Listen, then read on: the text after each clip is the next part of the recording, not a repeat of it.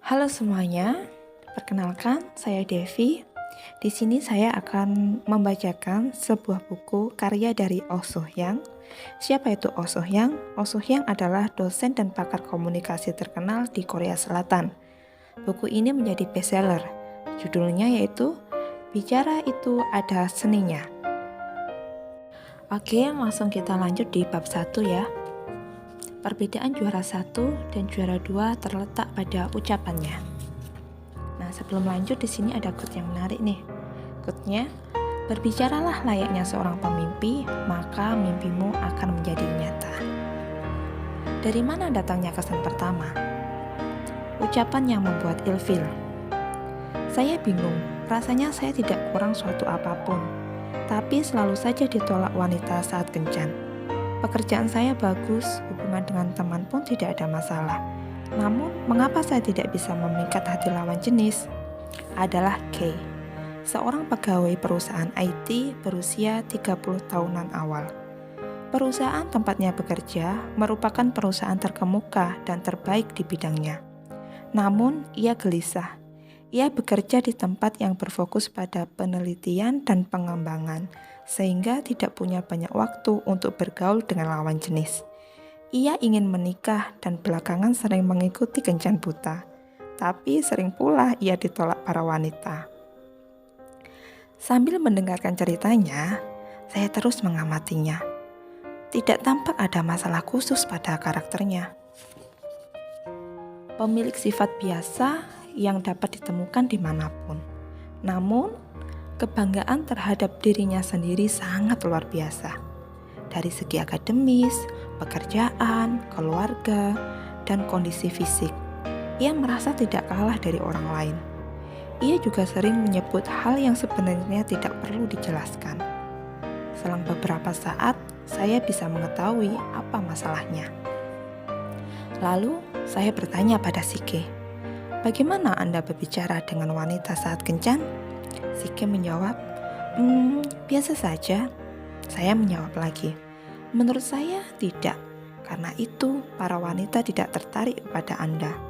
Bagi wanita, kesan saat pertama kali bertemu sangatlah penting. Penampilan yang rapi memberikan kesan yang bagus. Begitu pula dengan gaya bicara. Suara yang bagus saja tidak cukup. Bagaimana berbicara agar memberi kesan yang baik kepada lawan bicara juga penting.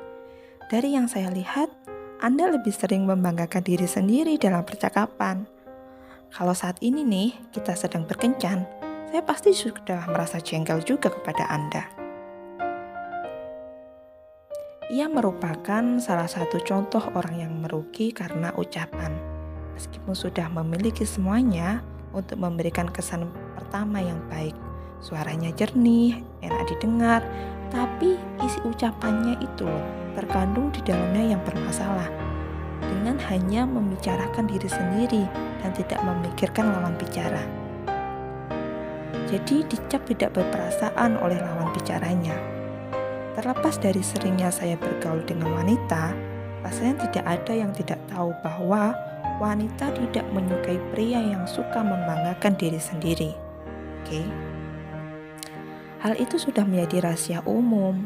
Mungkin karena K ini tidak menyadari hal tersebut. Kesan pertama yang dibuatnya setiap kali berkencan selalu saja tidak baik. Jadi banyak kasus yang seperti ini ya, ketika nilai kesan pertama seseorang itu menjadi turun karena ucapannya. Ini ada contoh lain ya, misalkan kita sebut saja ya, politikus A yang memiliki kesan pertama negatif karena berbicara gagap di masa lalu dibanding politikus lainnya. Sebenarnya, politikus ini, si A ini lebih santun dan tenang. Namun, karena cara bicara yang terbata-bata dan samar-samar, ia dinilai tidak tegas dan kurang cakap dalam membuat keputusan. Padahal, yang perlu diingat adalah seorang pemimpin dinilai dari cara bicaranya ya, dan hal tersebut merupakan kelemahan yang fatal. Publik tidak mungkin mengetahui orang seperti apa ia sebenarnya. Mereka hanya bisa menilai dari kesan yang dipancarkan saat berbicara. apa yang diutarakannya saat di parlemen, kuliah umum, atau saat wawancara dengan jurnalis menjadi bahan penilaian yang penting. Jika ditilik dari pandangan bahwa ucapan menentukan kesan pertama, sangat disayangkan baginya yang beralih